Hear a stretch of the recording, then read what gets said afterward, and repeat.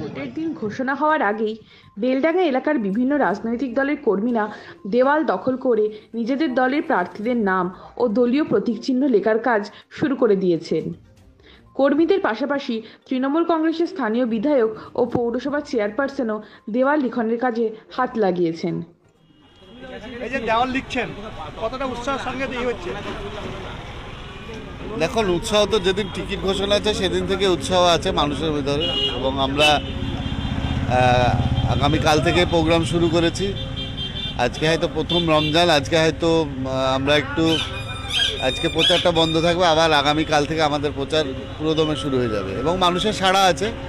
স্বাভাবিকভাবেই মানুষ অনেকদিন পর ওই নুরু চৌধুরীর পর আবার একটা সংখ্যালঘু প্রার্থী পেয়েছে এখানে, ইউসুফ পাঠান, এবং ভারতবর্ষের যিনি ক্রিকেটার, এবং আশা করছি যে ভালো রেজাল্ট হবে।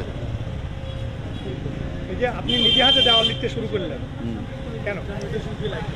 আমাদের কর্মীরাও করছে, তার সাথে একটু হাত লাগালাম। এটা আগেও করেছি, আমরা আগে তো কর্মী ছিলাম, তারপর তো বিধায়ক হয়েছি।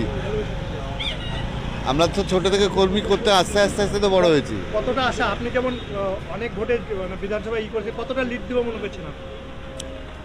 দেখি, চেষ্টা করি, ভালো রেজাল্ট হবে বেলডাঙ্গা ব্লক 1-এ বা বেলডাঙ্গা বিধানসভায়। চেষ্টা করছি আমরা সবাই মিলে যদি ঠিকঠাক কাজ করি, বুথ সভাপতি থেকে আরম্ভ করে, নিশ্চয়ই ভালো রেজাল্ট হবে। কে প্রতিদ্বন্দ্বী হবে? আমরা 1 নম্বরে থাকবো, এটুকু আশা করছি। 1-2 কে হবে ওটা তাদের লড়াই চলবে। এই যে লিখতে কতটা ভালো লাগছে?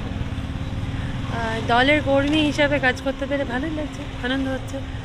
সামনে লোকসভা ভোট যুদ্ধে সবাই মিলে একসাথে কাজ করতে পারার আনন্দই অন্যরকম। কি মনে হচ্ছে এবার বেলডাঙ্গা পৌরসভা? আমাদের নেত্রী একজন, মুখ্যমন্ত্রী মমতা বন্দ্যোপাধ্যায়।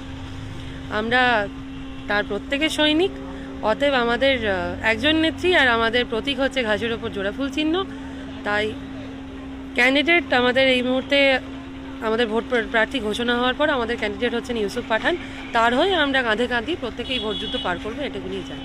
এবং আমরা ভীষণভাবে আশাবাদী যে জনগণ আমাদের মাননীয়ার পাশে থাকবেন, আমাদের মাননীয় মুখ্যমন্ত্রীর এই যে উন্নয়নের প্রকল্প, এত উন্নয়নের পাশে থাকবে এবং তার পাশেই দাঁড়াবে। 5 বারের অধীর চৌধুরী, কি মনে হচ্ছে এবার? হ্যাঁ, মানুষ বহুবার তো তাকে বিশ্বাস করে দেখলো। এবার আশা করি প্রত্যেকবার বেলডাঙ্গার মানুষ যেভাবে তাকে বিশ্বাস করেও আলটিমেটলি বঞ্চনা ছাড়া আর কিছুই পায়নি তার কাছ থেকে, আশা করি এবার মানুষ সেইখানে আমাদের মামাটি মানুষের সরকারের পাশেই থাকবে।